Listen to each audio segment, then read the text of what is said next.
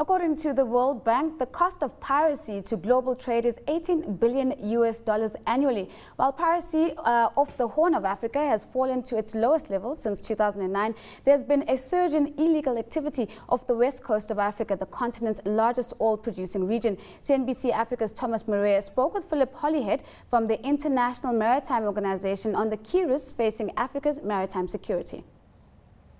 Well, I mean, we've all been engaged by piracy.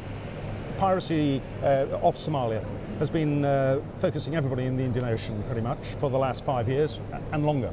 But piracy is just, in my view, a spike in some endemic criminality that takes place in this region and in the Atlantic as well, all around the coast of Africa, which includes organised crime such as people trafficking, drugs smuggling, arms smuggling and illegal, unregulated and unreported fishing. All of those are drivers against economies, and that's the big challenge: keep your economy safe.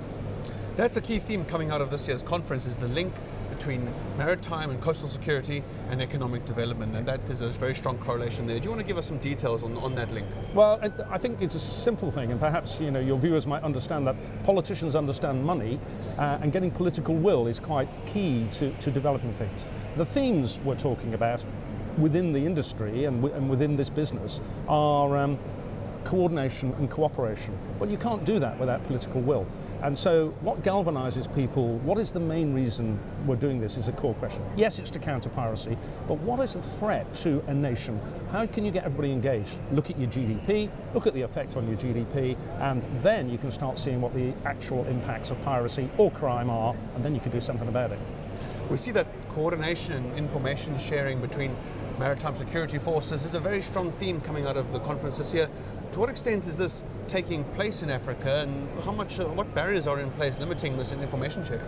Yeah, that's a really interesting question, with not a very short answer, I fear, but I'm going to say to you that the key to everything is cooperation and coordination. You cannot do this as a single nation alone. Perhaps if you're South Africa with a very advanced navy and a very advanced GDP and a very good economy, you can have a pretty good stab at it. But your neighbours' problems are your problems.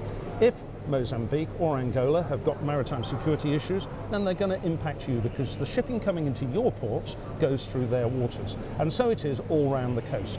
This is why coordination and taking responsibility is important. But it's not just coordination, cooperation between countries, it's also internally in countries.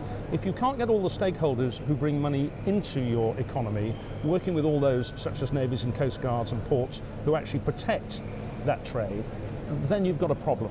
And it needs strong political leadership at a national level as well as at a regional level to make this more effective and be able to deal with the threats that are actually being posed to your trade. And I've got a good stock phrase which usually works with viewers who don't really understand.